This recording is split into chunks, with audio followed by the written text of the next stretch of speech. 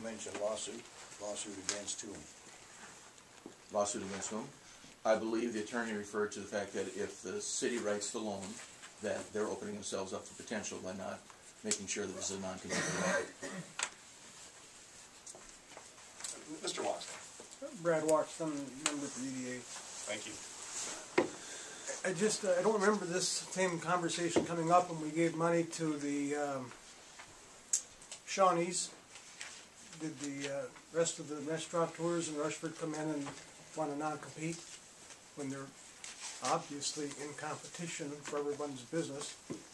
Or we had the same discussion, or we were worried about lawsuits when we gave money to the one on the corner. I can't think what the name of it is now. Rivers. Rivers. He's obviously going to be in competition with all the restaurateurs. I'd hope that we wouldn't have to worry about lawsuits because we gave money to new businesses that had direct competition to those that were in town already. So I just don't feel that this is doesn't belong here. May I point out, excuse me, may I point out one item from the business subsidy criteria? It's on page 2 of 11. It is A33.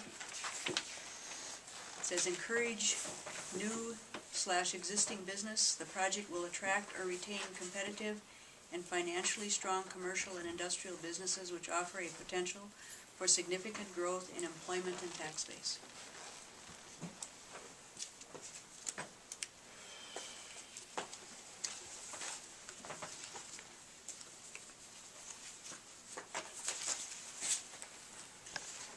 Yes, sir. Herb Heim, the city of Rushford resident. Thank you, sir. Many years ago, one of our neighboring cities had faced a whole bunch of problems with workforce and so forth, and it was basically controlled by 7 or 8 businesses who amongst themselves all decided that no one shall get any new businesses because they might compete. Now, Rushford has thrived all these years on competition, and I hope that we will continue to thrive on competition and let these jobs come to town. That's the biggest thing that we can get. I'm in the twilight of my life, but I want to see Rushford continue on and grow somehow. And that's the only way we're going to do it. Get these jobs that these guys are providing. Thank you. Thank you, sir. Anybody else in the crowd that would like? Please. Nancy Benson, Rushford resident. Thank you. And I would like to say that our country was based on free enterprise. That's what made our country. And I would like to believe that our city also exists in that same vein. I don't think any company comes in to specifically compete against someone else. Business finds its niche and succeeds in that business. And I think that our community is strong enough to support businesses. I'm a former business owner and I had competition. And I think we each found our little niche to succeed.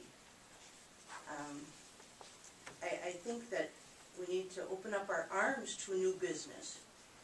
That's part of what the EDA's a mission is, the city of Rushford, to make our city better.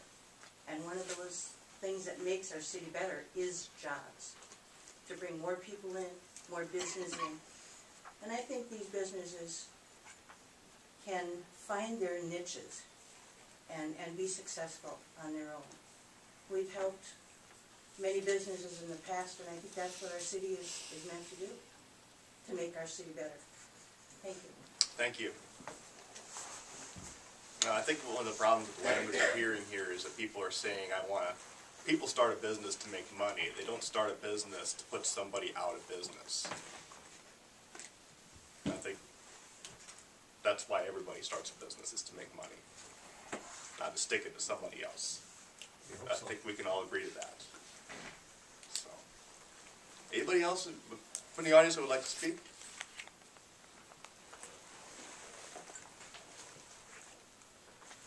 Mr. Dahl, you have anything?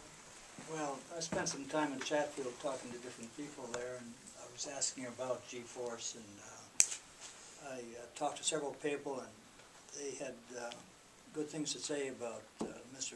Hepting, so take it for what that is. Known him for quite some time. Anybody else from the audience with anything? Okay, are we ready to close the public hearing and move on? Move to close it. Motion to move, vote to close. Second. Second? All in favor, say aye. Aye. Aye.